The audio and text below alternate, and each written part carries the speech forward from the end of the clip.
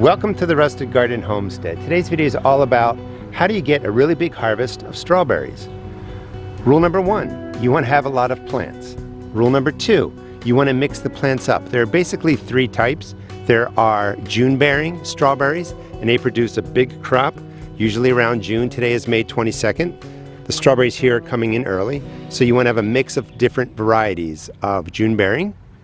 And then you also want to have ever-bearing, which means they're going to continue to produce over the summer. And you also want to have some alpine strawberries, which I'll show you shortly. Those three types ensure that I'm always getting strawberries out of my towers. Now, of course, part of getting a harvest like this is really setting up your containers the right way. And I've already done a video on that, so I will link that in the video description. I have a whole series going on right now on growing in these vertical towers, these vertical planters from Greenstalk Garden. But again, different towers. Just look at all those different strawberries on there. I mean, it's just wonderful. This is a great harvest this year. So this video is really focusing on how do you maintain production, how do you take care of your plants when you first get the initial set of strawberries. And again, if you want to follow me and subscribe, I'll be showing you how I take care of these come July, kind of get them refreshed and ready to go again for the rest of the season. This is production out of the June-bearing plants.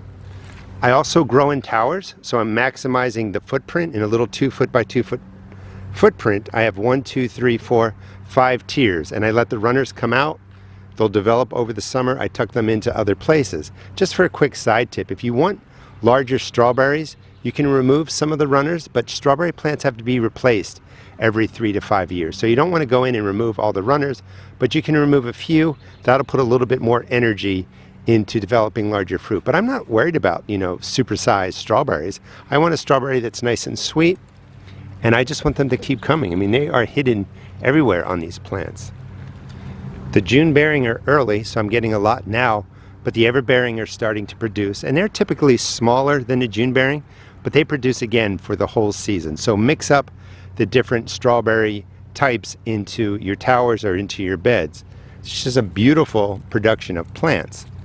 Let's go over to here. I want to show you the alpines. Alpine strawberries, and you know what? They are in the same class as strawberries, but they're more like wild strawberries. They don't produce runners. They just set lots of tiny fruit like this that's really soft. Tastes like a little strawberry jelly bean.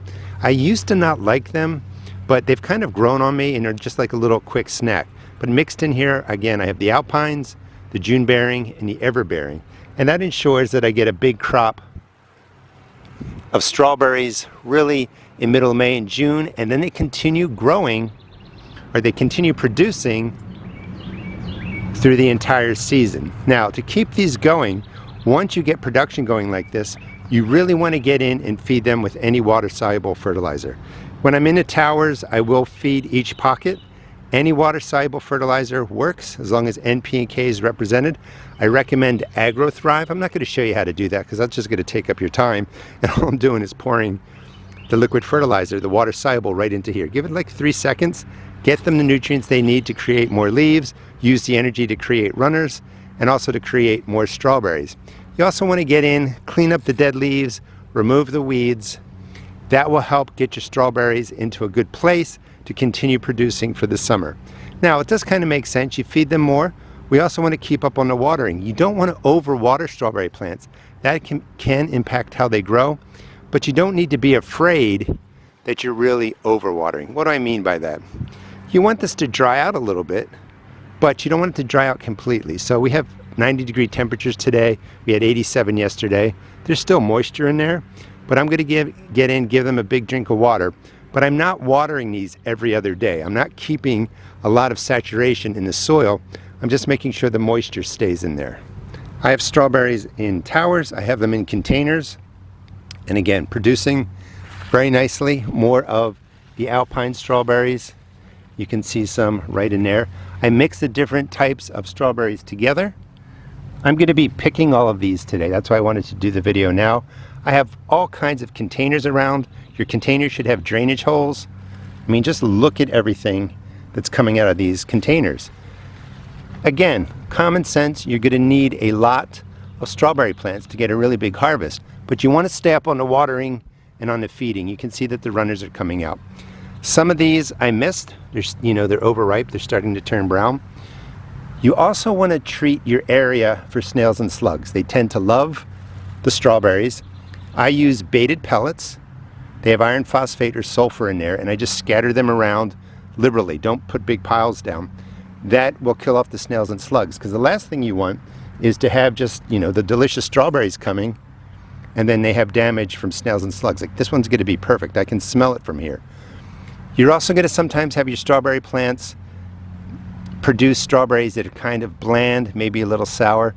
I've never figured out the solution. There's a lot on the internet saying how to fix that. You really can't. You let them get nice and ripe, not overripe. Sometimes the environment affects them, how much rain you get affects them, but just stay consistent with the watering and the feeding, and you're just going to get beautiful strawberries like this. Strawberry plants can get diseases on the leaves, usually different fungal issues like this pattern, brown circles, concentric circles, circles within circles, is usually a sign of a fungal issue. That can happen sometimes on a couple of leaves, doesn't necessarily mean it's going to spread.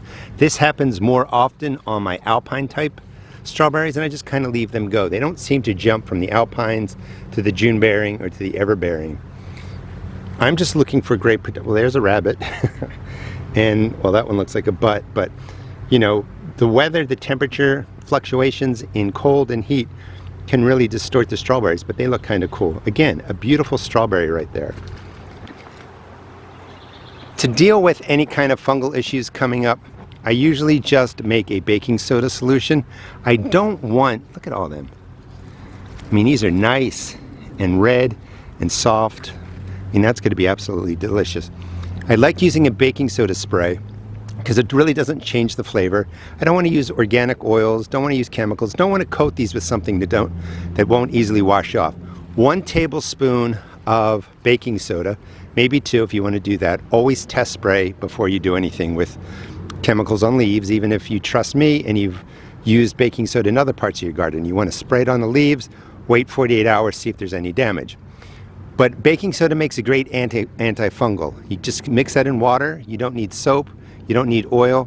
Mix it through, shake it well, spray the leaves, changes the pH on the leaves, and that makes it harder for fungus to live. They like to live on a certain pH. By adding baking soda, you're increasing the alkalinity on your strawberry plant leaves, and that will take care of the fungus. Just a quick rinse under water would rinse off any residue baking soda, but I really don't taste it when I have to use it. I mean, absolutely, they're just beautiful. Mixed in my strawberry towers, I have parsley, I have tiny Tim tomatoes, mixing up what I'm growing in there. In some cases, I just have a tower set up with strawberries. And again, I like to plant different varieties, different types, put them in the top. As the runners come out, I will populate the lower tiers. That's a great way to save some money. As we're going by, you'll see a tower that I'm letting die off now because it's 90 degrees. Those are cool weather crops. I'm going to be cleaning that up and put something else in there. If you want to grow vertically, I recommend Greenstalk Garden. I'm affiliated with them, and you can find these tiers, these vertical planters, in the video description. I mean, just look how beautiful they are. You can mix up different plants, grow whatever you want really in them. Here's another quick look at some of the alpines. The whole key for your strawberries is water, I think, and fertilizer management. You don't want to overdo it. I have a lot of videos on strawberries, but I just want to again stress at this point when they start producing, a light feed of a water-soluble fertilizer really goes a long way. Green up the leaves, get them ready to continue producing throughout the rest of the summer. I mean, just absolutely prolific. Tons of strawberries coming all the way around. I highly recommend them, and this is what you want to see. A beautiful strawberry, more on the way in different stages. And you're going to have strawberries really throughout the entire year. What's really cool about these, come the winter or come the fall, you think that your strawberries are going to stop producing. Here in Maryland, they kind of get refreshed when that cool weather comes in September, and I got a whole other round of strawberries coming out of there through September and October until the cold came. They are super hardy in the cold. They can take temperatures down into the teens Fahrenheit, even -degree temperatures. I'm in Maryland zone 7, and these come back every year. Thanks so much for watching. Please check out my seed shop at therustedgarden.com. And I really recommend growing strawberries in towers. It's a great way to have an abundance of strawberries. Thanks for watching.